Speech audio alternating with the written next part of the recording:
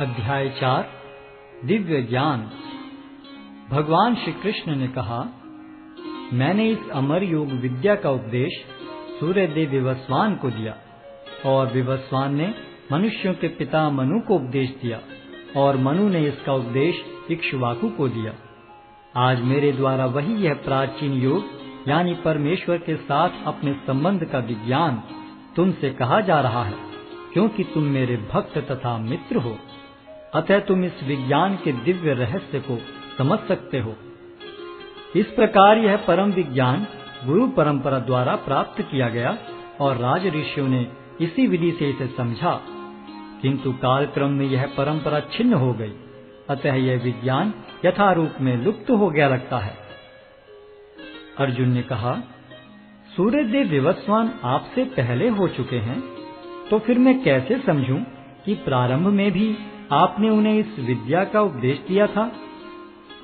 श्री भगवान ने कहा, तुम्हारे तथा मेरे अनेकानेक जन्म हो चुके हैं। मुझे तो उन सब का स्मरण है, किंतु हे परम तप, तुम्हें उनका स्मरण नहीं रह सकता है। यद्यपि मैं अजन्मा तथा विनाशी हूँ और यद्यपि मैं समस्त जीवों का स्वामी हूँ, तो भी प्रत्येक युग में मैं अपने आदि दिव्य रूप में प्रकट होता हूँ।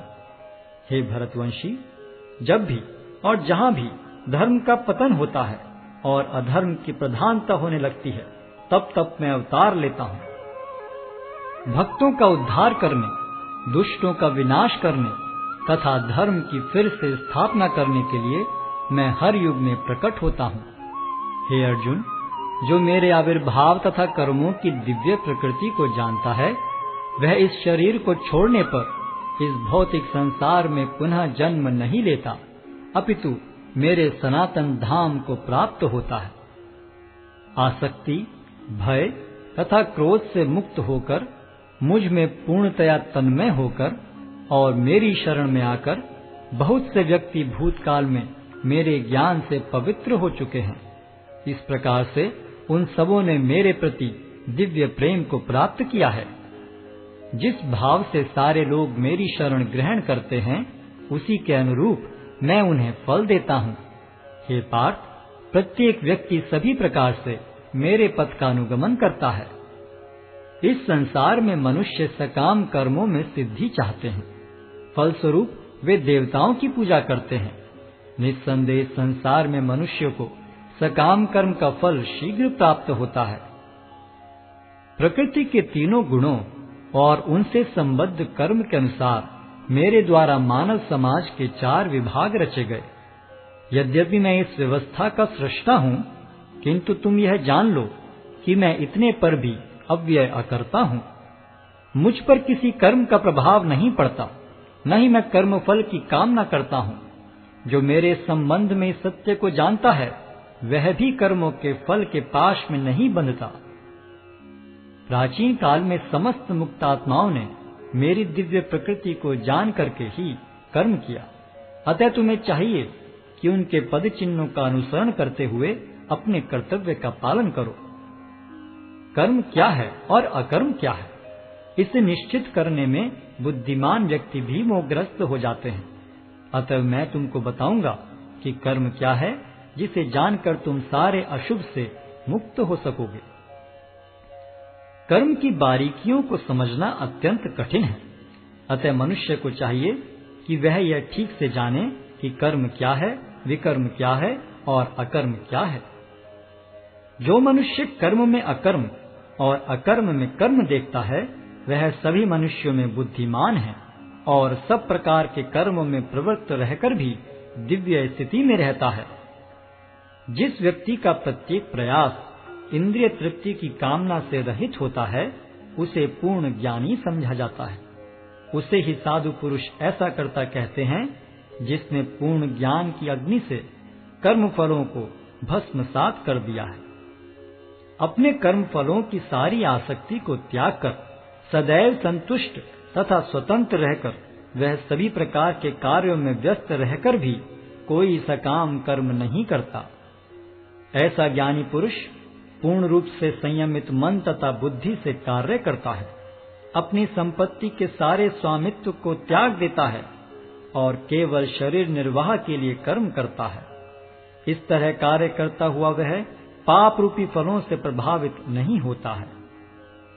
जो स्वतः होने वाले लाभ से संतुष्ट रहता है, जो द्वंद्व से मुक्त है और ईर्ष्या नहीं करता, जो सफलता तथा असफलता दोनों में स्थिर रहता है, वह कर्म करता हुआ भी कभी बंधता नहीं।